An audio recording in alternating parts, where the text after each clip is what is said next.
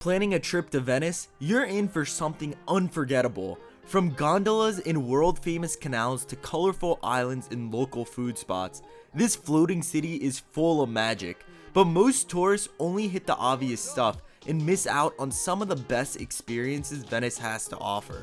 In this video, I'm taking you through 10 unforgettable things to do in and around Venice, from iconic must-sees to secret spots that even locals love. Stick around till the end because number one is something most travelers never experience, but it's hands down one of the most beautiful moments you'll have in Italy. Alright, let's kick things off with something classic and probably the most popular thing to do in Venice, a gondola ride. Yeah, it's touristy, but come on, it's Venice. A gondola ride is part of the experience. The key is not to hop on the first one you see along the Grand Canal. It's super busy there and usually more expensive. Instead, find one tucked away in a quiet side canal, away from the main crowds. It's more peaceful, more relaxing, and honestly feels way more special. You'll glide past quiet homes, hear nothing but the water, and get a little glimpse of local life.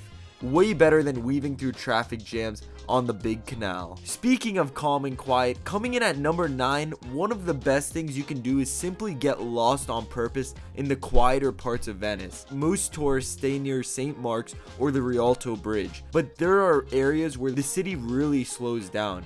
The canals are peaceful, the locals are out living their daily lives, and the food is often way better and more affordable. Just pick a direction and start walking. There's no plan needed. This is where Venice starts to feel real. Now, if you want to go beyond the main island for a bit, number 8 is a must. Take a ferry out to Burano or Murano. Burano is the colorful one you've probably seen on Instagram. Every house looks like it was painted for a postcard. It's bright, calm, and full of charm. Murano is quieter. It's known for its glass blowing. You can actually watch artists work and shop for handmade souvenirs. Both islands are easy to visit in one afternoon and show you a whole new side of Venice. Coming in at number 7, let's talk about something most tourists totally overlook: Venice at night. After dinner, most people either head back to their hotel or crowd into one last bar. But the real magic, it happens when the city quiets down. Once the cruise ships leave and the tour groups are gone, Venice completely transforms. The streets are nearly empty, the air feels cooler, and the bridges and canals reflect the lights like glass. Everything just feels calmer and more beautiful.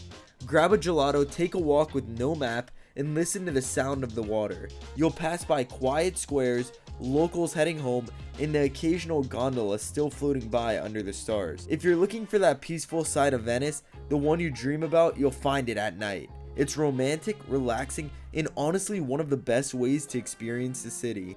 Alright, coming in at number 6, this one's for the view chasers.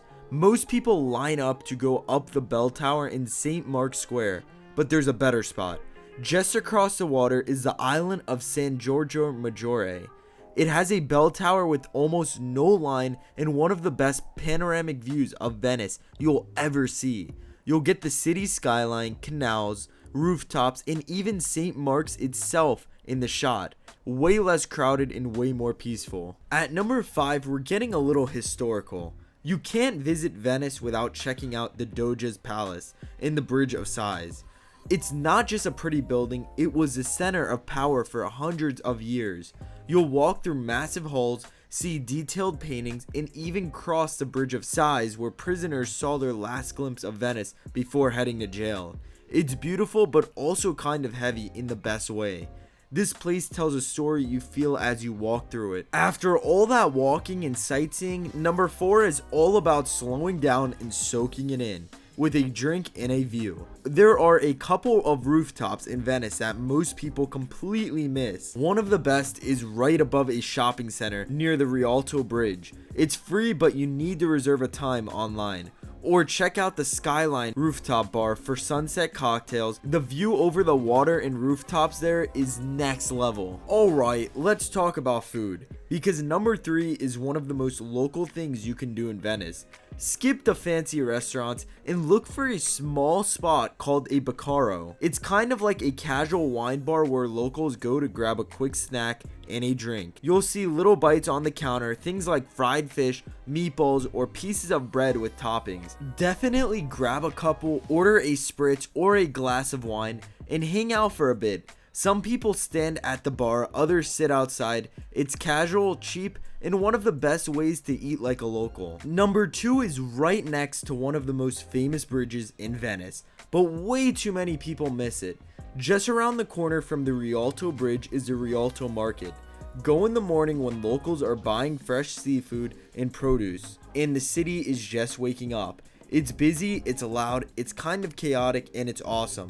Grab a coffee nearby and take it all in. This is everyday Venice and it's full of energy. And finally, number 1. This might be the best moment you'll have in Venice. Everyone talks about sunset, but sunrise is something else. The city is still asleep, the canals are quiet, and the light is golden. Head to the Grand Canal or St. Mark's Square early, like really early, and just watch the city wake up. It's peaceful, it's beautiful, and it's something most people never take the time to experience, but it's worth it, trust me. Venice is full of amazing sights, but the real magic is the quiet corners and small moments, the ones most people rush past. I hope this list helps you slow down and explore Venice like a traveler and not just a tourist. We hope you guys enjoyed this travel video, and we'll see you in the next Barjack's travel video.